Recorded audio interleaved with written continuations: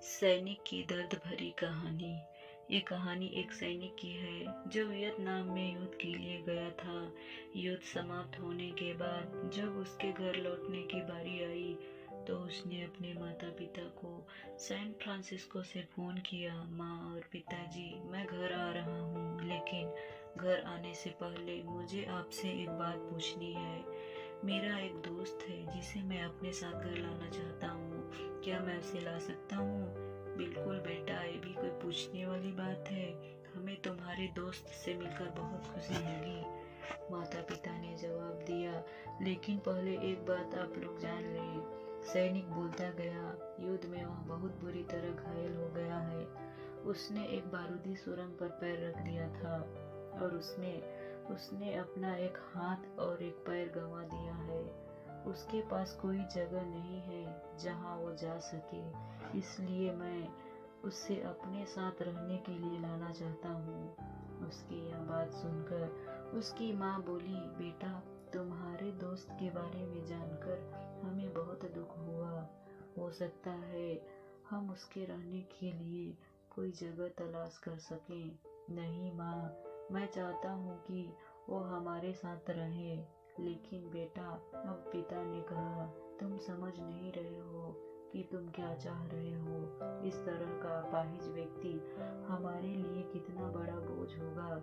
हमारी अपनी जिंदगी है जीने के लिए और हम नहीं चाहते कि इस तरह की कोई भी परिस्थिति हमारी जिंदगी में दखल दे। मेरे हिसाब से तुम्हें अकेले घर आना चाहिए और अपने दोस्त को वहीं छोड़ देना चाहिए।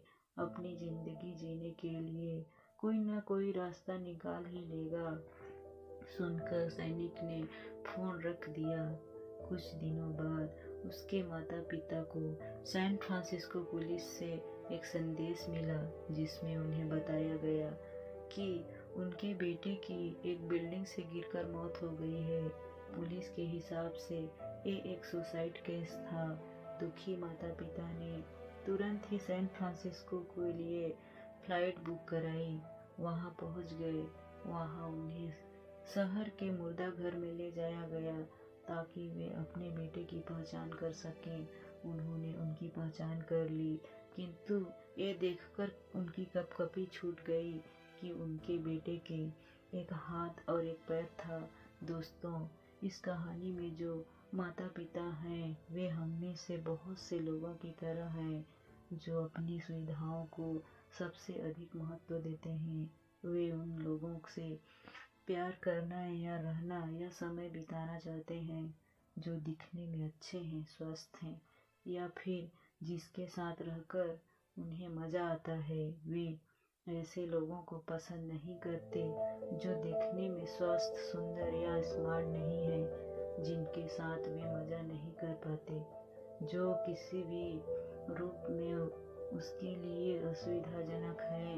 वे ऐसे लोगों से दूरी बनाकर रखते हैं, लेकिन कभी कभी उनके इसी व्यवहार के कारण उनके सामने ऐसी परिस्थितियां उत्पन्न होती है जब उन्हें पछताना पड़ता है। आइए लोगों को वे जैसे हैं वैसे ही अपनाएं और ज़रूरत पड़ने पर उनकी मदद करें। दोस्तों, यह कहानी पसंद आई हो तो चैनल को लाइक करें, शेयर करें एवं सब्सक्राइब करें। धन्यवाद।